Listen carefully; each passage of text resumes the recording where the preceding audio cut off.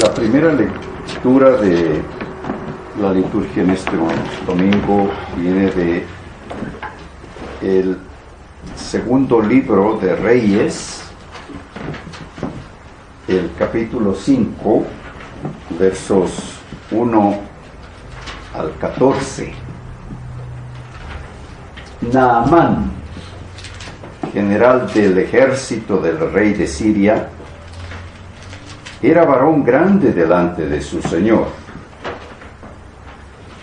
y lo tenía en alta estima, porque por medio de él había dado Jehová salvación a Siria. Era este hombre valeroso en extremo, pero leproso. Y de Siria habían salido bandas armadas, y habían llevado cautiva de la tierra de Israel a una muchacha, la cual servía a la mujer de Naamán.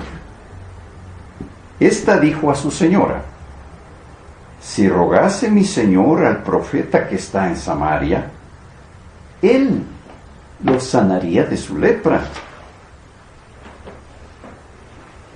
Entrando Naamán a su señor, le relató diciendo: así y así ha dicho una muchacha que es de la tierra de Israel.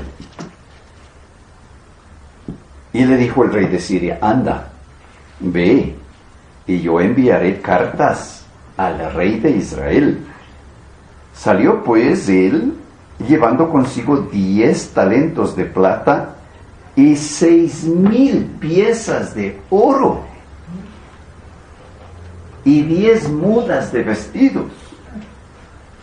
Tomó también cartas para el rey de Israel, que decían así: cuando lleguen a ti estas cartas, sabe por ellas que yo envío a ti mi siervo Naamán, para que lo sanes de su lepra.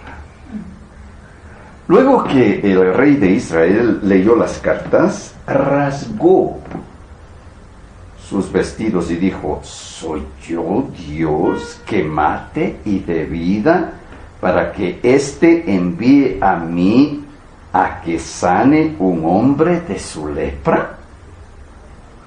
Considerad ahora y ved cómo busca ocasión contra mí. Cuando Eliseo, el varón de Dios, oyó que el rey de Israel había rasgado sus vestidos, envió a decir al rey: ¿por qué has rasgado tus vestidos? Venga ahora a mí y sabrá que hay profeta en Israel. Y vino Naamán con sus caballos y con su carro, y se paró a las puertas de la casa de Eliseo. Entonces Eliseo le envió un mensajero diciendo: ve y lávate 7 veces en el Jordán, y tu carne se te restaurará y serás limpio. Y Naamán se fue enojado, diciendo: he aquí, yo decía para mí: saldrá él luego, y estando en pie, invocará el nombre de Jehová su Dios, y alzará su mano, y tocará el lugar, y sanará la lepra.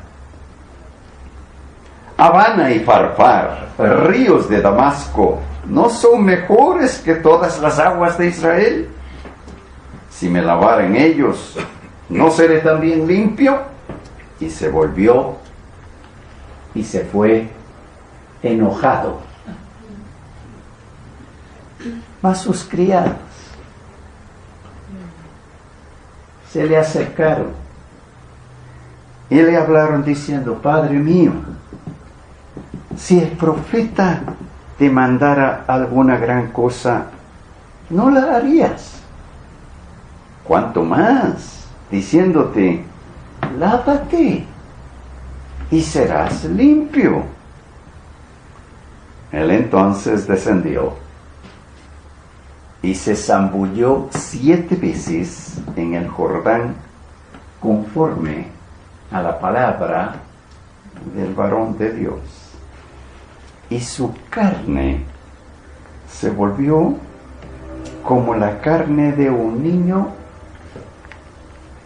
y quedó limpio. Esta es palabra de Dios. Te alabamos, Señor. Salmo 30. Te glorificaré, oh Jehová, porque me has exaltado y no permitiste que mis enemigos se alegraran de mí. Jehová, Dios mío, a ti clamé y me sanaste. Oh Jehová, hiciste subir mi alma del Seol. Me diste vida para que no descienda a la sepultura. Cantad a Jehová, vosotros sus santos, y celebrad la memoria de su santidad. Porque un momento será su ira, pero su favor dura toda la vida. Por la noche durará el lloro, y en la mañana vendrá la alegría. En mi prosperidad, dije yo, no seré jamás conmovido, porque tú, Jehová, con tu favor, me afirmaste como monte fuerte. Escondiste tu rostro, fui turbado. A ti, oh Jehová, clamaré, y al Señor suplicaré. ¿Qué provecho hay en mi muerte cuando descienda a la sepultura? ¿Te alabará el polvo? ¿Anunciará tu verdad? Oye, oh Jehová, y ten misericordia en mí. Jehová, sé tú mi ayudador. Has cambiado mi lamento en baile, desataste mi cilicio y me ceñiste de alegría. Por tanto, a ti cantaré, gloria mía, y no estaré callado. Jehová, Dios mío, te alabaré para siempre. Palabra de Dios. Te alabamos, Señor. Gálatas 6 del 1 al 16. Hermanos, si alguno fuere sorprendido en alguna falta, vosotros que sois espirituales, restauradle con espíritu de mansedumbre, considerándote a ti mismo, no sea que tú también seas tentado. Sobrellevad los unos las cargas de los otros y cumplid así la ley de Cristo. Porque el que se cree ser algo no siendo nada, a sí mismo se engaña. Así que cada uno someta a prueba su propia obra, y entonces tendrá motivo de gloriarse solo respecto de sí mismo y no en otro. Porque cada uno llevará su propia carga. El que es enseñado en la palabra, haga partícipe de toda cosa buena al que lo instruye. No os engañéis, Dios no puede ser burlado, pues todo lo que el hombre sembrare, eso también segará. Porque el que siembra para su carne, de la carne segará corrupción, mas el que siembra para el Espíritu, del Espíritu segará vida eterna. No nos cansemos pues de hacer bien, porque a su tiempo segaremos, si no desmayamos. Así pues, según tengamos oportunidad, hagamos bien a todos y mayormente a los de la familia de la fe. Mirad cuán grandes letras os escribo de mi propia mano. Todos los que quieren agradar en la carne, estos os obligan a que os circuncidéis solamente para no padecer persecución a causa de la cruz de Cristo. Porque ni aun los mismos que se circuncidan guardan la ley, pero quieren que vosotros os circuncidéis para gloriarse en vuestra carne. Pero lejos esté de mí gloriarme, sino en la cruz de nuestro Señor Jesucristo, por quien el mundo me es crucificado a mí y yo al mundo. Porque en Cristo Jesús ni la circuncisión vale nada, ni la incircuncisión, sino una nueva creación. Y a todos los que anden conforme a esta regla, paz y misericordia sea a ellos y a Israel de Dios. Palabra del Señor. Te alabamos, Señor.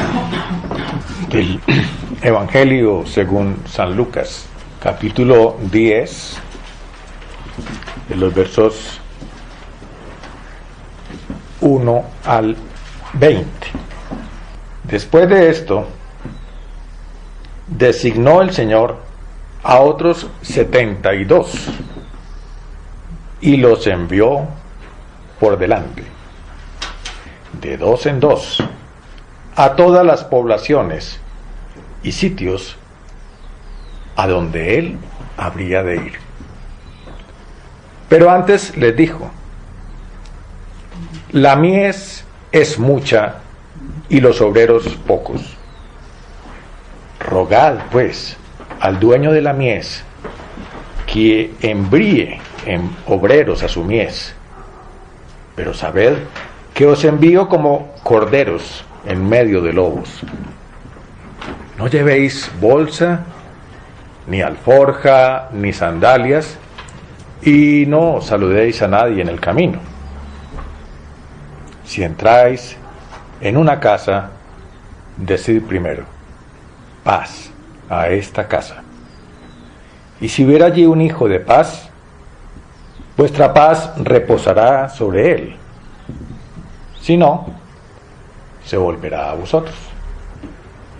Permaneced en la misma casa, comed y bebed lo que tengan, porque el obrero merece su salario. No vayáis de casa en casa. Si entráis en un pueblo y os acogen, comed lo que os pongan. Curad los enfermos que haya en él y decidles: el reino de Dios está cerca de vosotros. Si entráis en un pueblo y no os acogen, salid a sus plazas y decid: sacudimos sobre vosotros hasta el polvo de vuestro pueblo que se nos ha pegado a los pies. Sabed de todas formas que el reino de Dios está cerca.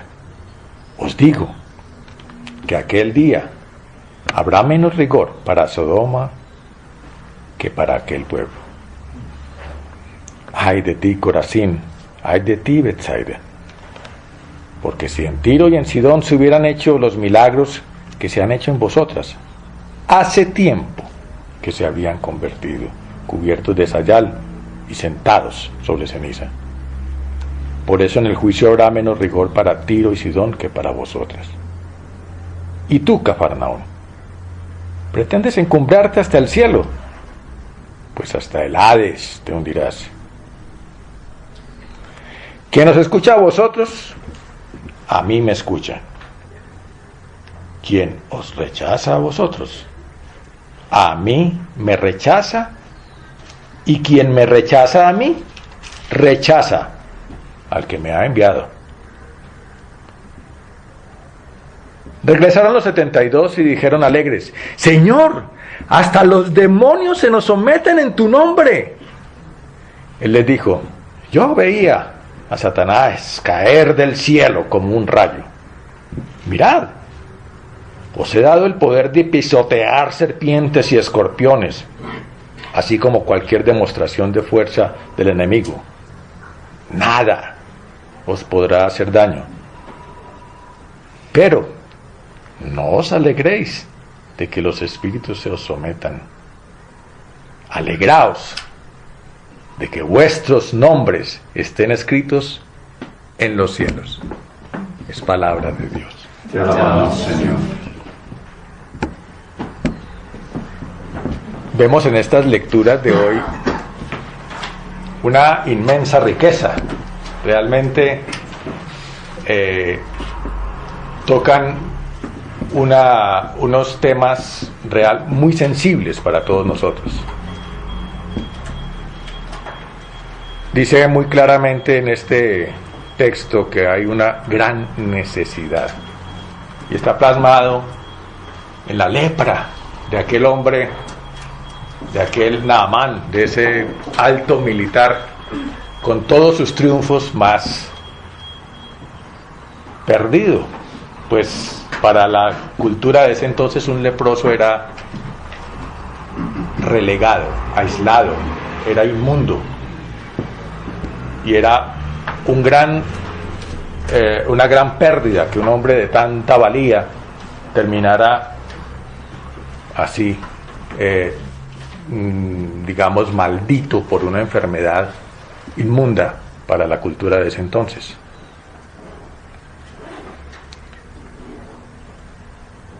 Nos habla el Salmo también de la situación de poner la confianza en Dios, pero tan pronto como sentimos como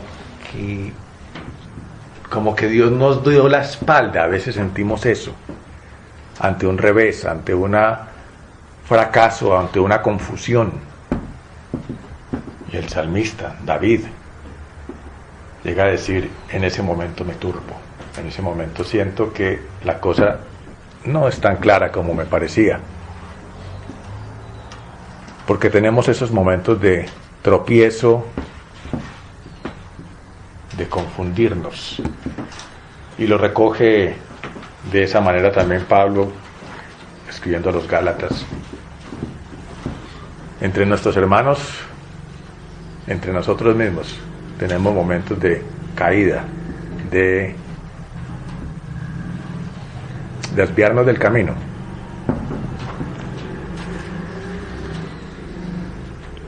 Y aquí el Señor en el Evangelio, Jesús mismo le dice: manda por delante, parecido al pasaje que compartía la semana pasada con nosotros Jorge, como pone: antes de llegar Él, envía unos mensajeros, así como Eliseo también es profeta de Dios, como Pablo está siendo entonces mensajero. Jesús está enviando aquí a unos, no a los 12, sino a 72. Este número grande de discípulos, que para algunos representa las naciones paganas, que si miramos son 3 docenas de pares de discípulos a los que envía a cubrir por lo menos sendas aldeas. O sea, eso fue una misión grande, una misión a cubrir muchas aldeas, porque cada pareja no iba a cubrir una sola aldea, los mandó de aldea en aldea. O sea que uno podría pensar allí una cobertura bastante amplia de ese plan misionero del Señor, pero dice que esas eran las aldeas a donde Jesús iba a ir. O sea, no es que simplemente mandó los mensajeros, sino que ellos eran unos emisarios del que venía detrás de ellos. Y este número grande de obreros y esta cobertura grande a Jesús le parece poco. Dice: es mucha la necesidad, necesitamos aún más obreros.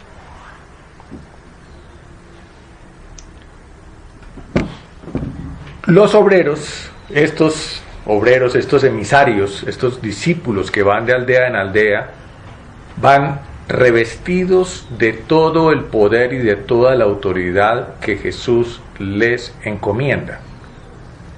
Es decir, siempre que el Señor nos llama para cumplir una misión, Él nos rodea, nos envuelve del poder, porque somos mensajeros de Él, no es una misión nuestra.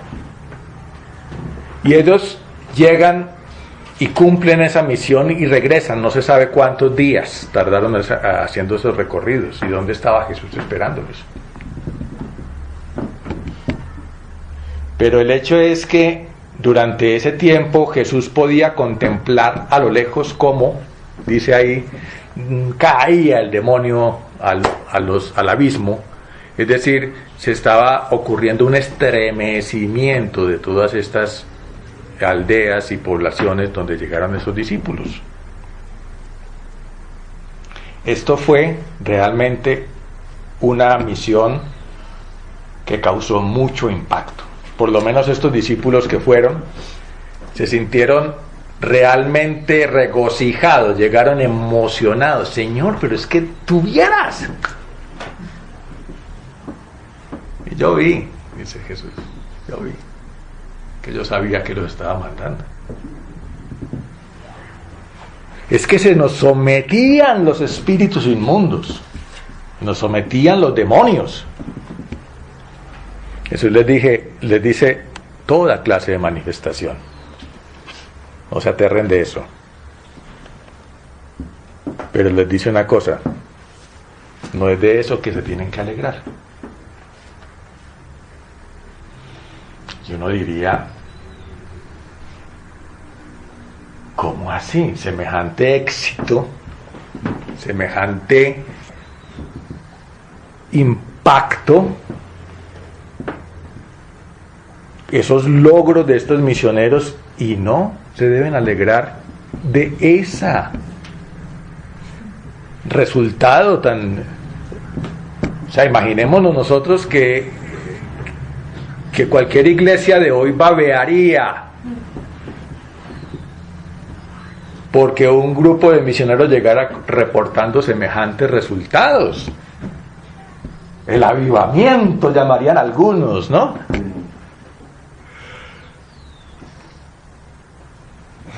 Y les dice, no es de eso que se tienen que alegrar. No es que eso esté mal, por supuesto que es motivo de alegría, pero ¿saben cuál es la verdadera alegría? Que sus nombres estén escritos en los cielos.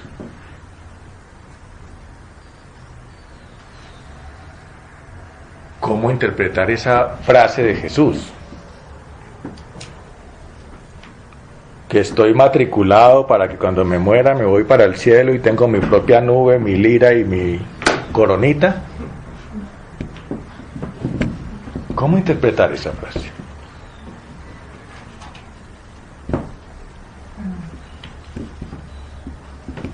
Yo lo que puedo ver, no solamente a la luz de este texto, sino a la luz de todos los textos que hemos visto, es que ciertamente las acciones de Dios tienen manifestaciones. Se están acompañadas de señales, pero que esas señales no son donde debemos poner nuestros ojos. Esas señales solamente simbolizan lo que está detrás de esa señal. Un dicho muy popular en mis días de estudiante era: mucho tilín tilín y nada de paletas, para referirse a personas que hacen mucho alarde de sus logros, pero cuando uno va a mirar los logros, verdaderamente era más la envoltura que lo que realmente contenía el paquete.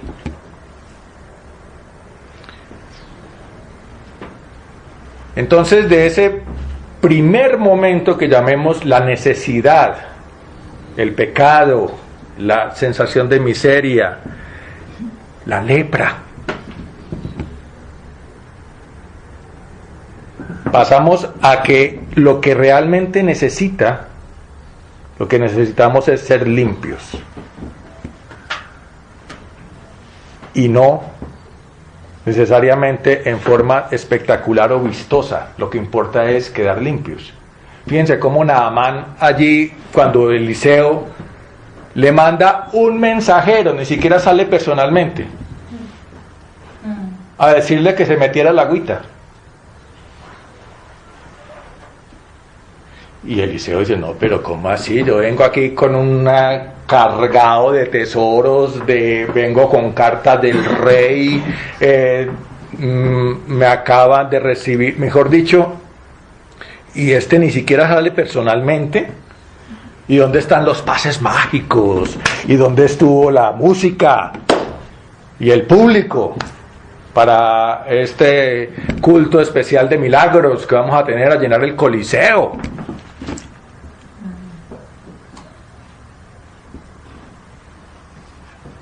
Y fíjense cómo se convierten en mensajeros los sirvientes de Naamán.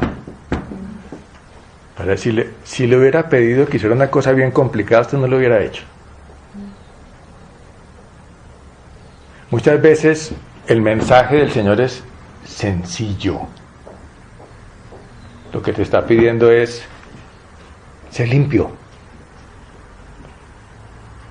Arrepiéntete, cambia. Reconoce que lo que estás haciendo no es lo que te lleva a vida. Y no necesitas exorcistas con ruido, orquesta, para que reconozcas un hecho simple de denunciar, pero trascendental. Lo que hizo Naamán al bañarse allí, en el agua, en ese riachuelo que le parecía despreciable en comparación con los ríos de Aram, de Siria. Además porque, pues, a ver, Siria era un país más importante, se había sometido a los israelitas. ¿Cómo iba a ir él a salirse de un país importante a bañarse en un riachuelo de un país sometido de hebreos?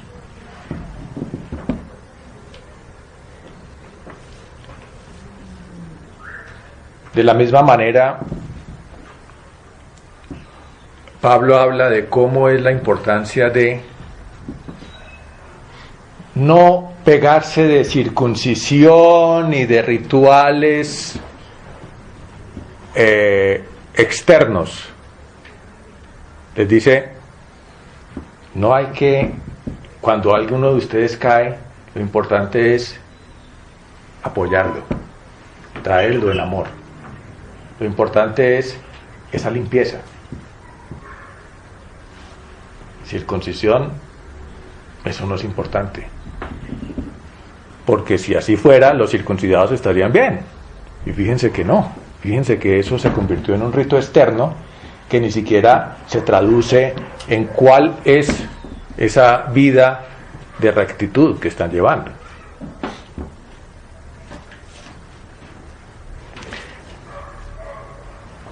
Por lo tanto, a lo que nos invita el Señor en este pasaje es al de qué debemos alegrarnos. Entonces pasamos del estado de la lepra a la limpieza. Pero esa limpieza, ¿para qué?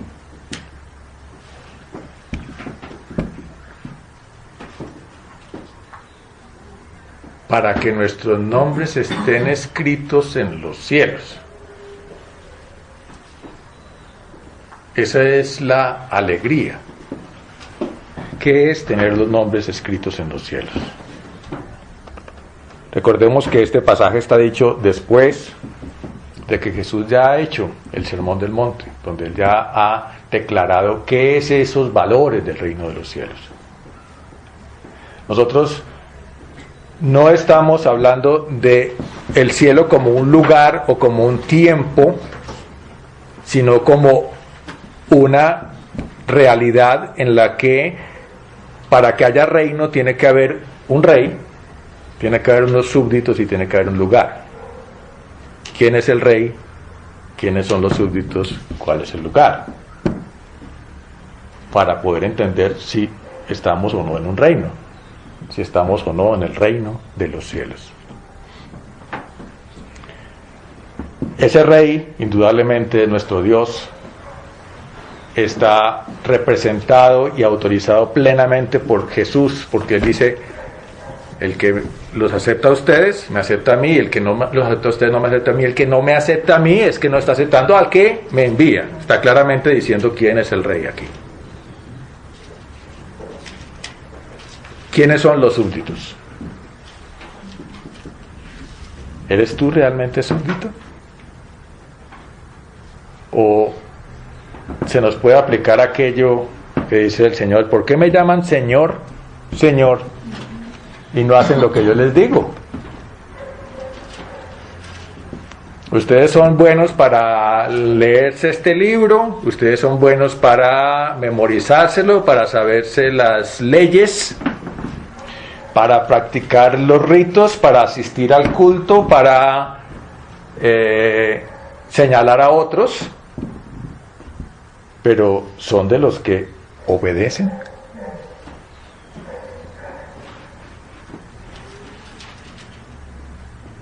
Y entonces ahí es donde empezamos a decir, ¿de qué se trata estar escritos en el libro en los cielos? ¿Se trata de llevar un título o se trata de ser de ese reino? ¿En dónde es el reino? Hay rey, hay súbditos, hay lugar. Y ese reino es acá, donde Jesús nos envía. Aquí, cuando Él envía a esos discípulos, no los envía a anunciar un futuro, sino a traer un presente, a decir: el reino de Dios se ha acercado. Y eso quiere decir ha llegado. Ese reino, esos valores, ese sometimiento al Señor corresponde a nuestro tiempo presente aquí en el entorno donde nos corresponde estar, siendo enviados. No al tilín tilín, sino a las paletas. Si no encarnamos esos valores del reino, si no somos esos sedientos de justicia, si no somos esos que amamos como el Señor nos ha amado, estaremos haciendo tilín tilín y nada de paletas. Oremos.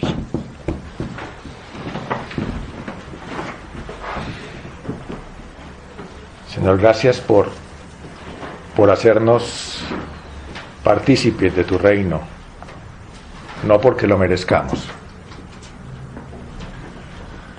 Gracias porque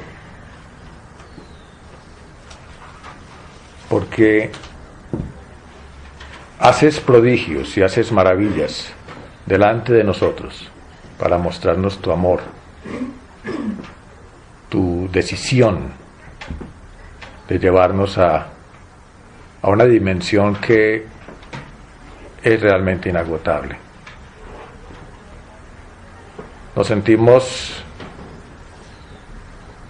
dignificados por tu llamado y nos sentimos maravillados de que tú puedas realmente hacernos parte de esos obreros que se necesitan tanto en este mundo.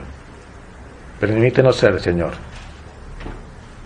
verdaderos súbditos de tu reino, verdaderos dadores de fruto, no de espectáculo, mas de frutos verdaderos para crecimiento de tu reino. Amén. Amén.